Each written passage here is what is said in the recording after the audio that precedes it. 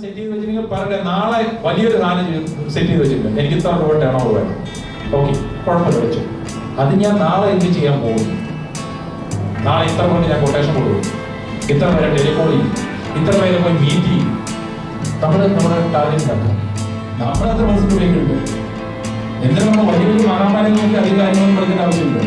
നമുക്ക് നമ്മുടെ കഴിവിന്റെ എത്ര പെർസെന്റേജ് നമ്മുടെ ബിസിനസ് ഗ്രോ ചെയ്യാൻ വേണ്ടി നമ്മൾ ഉപയോഗിക്കുന്നത് നോക്കിയാൽ മതി.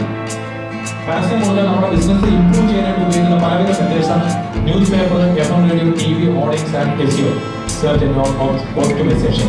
അപ്പൊ ഇത്രയും മെത്തേഡിൽ നമുക്ക് വരുന്ന എക്സ്പെൻസ് എന്താണെന്ന് ആലോചിച്ച് നോക്കുക. ഏറ്റവും നമ്മൾ വേണ്ടത് നമ്മുടെ നെറ്റ്വർക്ക് നല്ലപോലെ ഇംപ്രൂവ് ചെയ്യുക.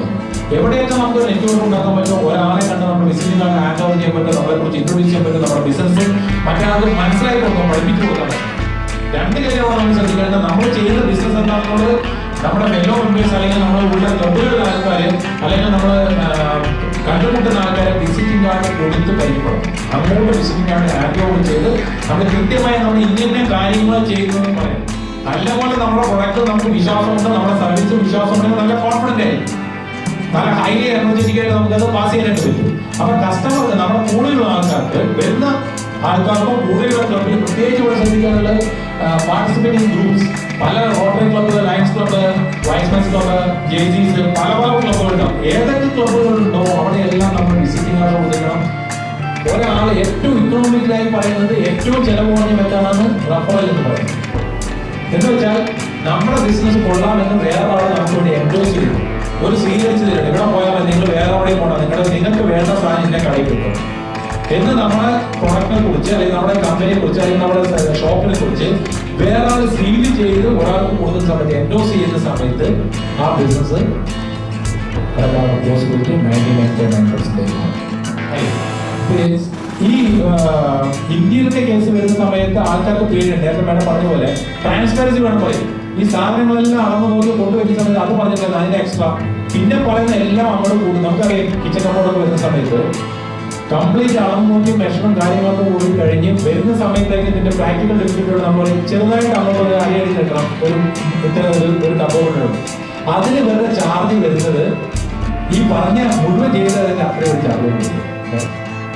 അവിടെ ഇവിടെ നമുക്ക് കണ്ടിന്യൂസ് ആയി കിട്ടണമെങ്കിൽ ആ കസ്റ്റമറുടെ നമ്മുടെ കസ്റ്റമറുമായിട്ടുള്ള റാപ്പോ ഡെവലപ്പ് ചെയ്ത് അദ്ദേഹത്തിന് സാറ്റിസ്ഫൈ ചെയ്യുന്ന രീതിയിൽ നമ്മളൊരു ഇത് കൊടുത്തിട്ടുണ്ടെങ്കിൽ തീർച്ചയായും അദ്ദേഹത്തിന്റെ ത്രൂ 3-4 വർഷം, പ്രത്യേകിച്ച് ഇങ്ങനെയുള്ള ബിസിനസ് എല്ലാം ത്രൂ അല്ലാതെ നമ്മൾ ഈ സാധനങ്ങൾ പാസ് ചെയ്യും. എപ്പോൾ കാണുമ്പോൾ പുതിയ ആൾ നമ്മുടെ ബിസിനസ് കാർഡ് കൊടുത്തു തുടങ്ങി സംസാരത്തോടെ ബിസിനസ് കാർഡ് കൊടുത്തു തുടങ്ങുന്ന സംസാരം എല്ലാവരും നമ്മുടെ നെറ്റ്വർക്കിംഗ് നടത്തുള്ളൂ. നെറ്റ്വർക്കിംഗ് നടന്നാൽ നമുക്ക് നമ്മളെ ട്രസ്റ്റ് ചെയ്യാൻ പറ്റും. അപ്പൊ നെറ്റ്വർക്കിംഗ് ആദ്യം നടന്നു, ബിസിനസ് കാർഡ് കൊടുത്തു, അതുകൊണ്ട് നമ്മുടെ ഇൻട്രൊഡക്ഷൻ നേരത്തെ എന്നോട് പറയാൻ പറഞ്ഞതാണ്. ഇൻട്രൊഡക്ഷൻ പറയുന്ന സമയത്ത് എന്റെ വീട്ടിൽ അവര് ഇത്രയും പേരുണ്ട്, എനിക്ക് കുട്ടികൾ ഇത്രയുണ്ട്, എന്റെ വീട്ടിൽ എന്റെ പട്ടിയുടെ പേര് ഇതൊന്നും വേണ്ട. How we can help you, എന്റെ ബിസിനസ് നിങ്ങളെ എങ്ങനെ സഹായിക്കും, ആ രീതിയിൽ വേണം നമ്മൾ പ്രസന്റേഷൻ കൊടുക്കുന്നത്. നമ്മൾ ആ within short span of time, ചിലപ്പോൾ നമ്മൾ ലിഫ്റ്റ് കയറി അടുത്ത ഫ്ലോറിലോട്ട് ഇറങ്ങും. ഒരു 30 അല്ലെങ്കിൽ 45 സെക്കൻഡ്സ് മാത്രം നമ്മൾ ആ കമ്പാനിയൻ ഉണ്ടാവുള്ളൂ നമുക്ക്. ആ സമയത്ത് നമ്മൾ വിസിറ്റിംഗ് കാർഡ് കൊടുത്തിട്ട് എങ്ങനെ നമ്മൾ നമ്മളെ കുറിച്ച് ഇൻട്രൊഡ്യൂസ് ചെയ്യുന്നു, വളരെ ഇഫക്റ്റീവായ രീതിയിൽ ഒരു എലവേറ്റർ സ്പീച്ച് എങ്ങനെ നമ്മൾ കൊടുക്കും, ലിഫ്റ്റ് സ്പീച്ച് നമ്മൾ എങ്ങനെ കൊടുക്കും, അത് വലിയ ഇമ്പോർട്ടൻ്റ്. എന്നാൽ മാത്രമേ നമുക്ക് ആ കസ്റ്റമർ നമ്മൾ ആ ഓർമ്മിക്കുള്ളൂ. എന്ന് നമ്മൾ ഓർമ്മ വെച്ചാൽ മാത്രമേ ബിസിനസ് നടക്കുള്ളൂ. നിങ്ങൾ എൻഷുർ ചെയ്തേക്കോളാം നിങ്ങളുടെ ബെസ്റ്റ് സർവീസ് കൊടുക്കാം. പ്രത്യേകിച്ച് റെഫർ ചെയ്ത ബിസിനസ്, റെഫർ ചെയ്ത് ഏത് ബിസിനസ് വന്നാലും നമ്മളവിടെ 100% ആക്യുറസി ഉണ്ടായിരിക്കും നമ്മൾ ചെയ്യുന്ന കാര്യം. അല്ലെങ്കിൽ എന്താ, ആ 2 ട്രസ്റ്റ് ബ്രേക്ക് ആവും. ഒന്ന്, നിങ്ങൾ മറ്റൊരാൾ ഒരിക്കലും റെഫർ ചെയ്യില്ല. ഒരിക്കലും റെഫർ ചെയ്യുന്ന തോന്നുന്ന ഒരാളുടെ അവിടെ അയാൾക്ക് പാസ് ചെയ്യാൻ നമുക്ക് തോന്നുന്നു, വന്നാൽ പറയണം, എന്താ നമുക്ക് കൊടുക്കാൻ പറ്റുള്ളൂ. കൃത്യമായി നമ്മുടെ ബിസിനസ് മറ്റുള്ളവരെ അറിയിക്കുക.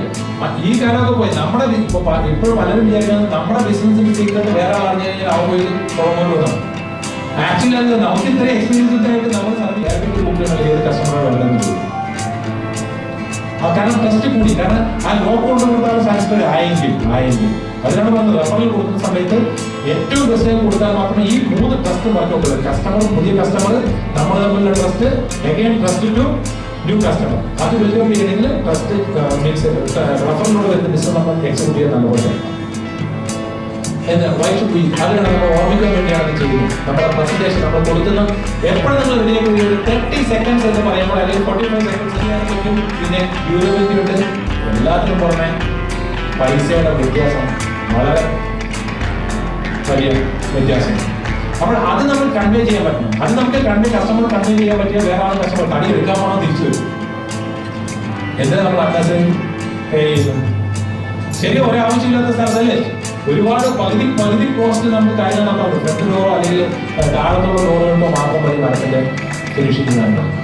അപ്സ്റ്റേർ പോകുന്ന എല്ലാം കോമ്പി കോസ്റ്റ് അറിയില്ല. പിന്നെ ഇന്ന് ജെല്ല് കുടിച്ചിരുന്ന ആൾക്കാർ ധാരാളം പോകുന്നു. ഇനി അഥവാ അങ്ങനെ പോകുന്നതിൽ സ്ട്രോങ് സാധനം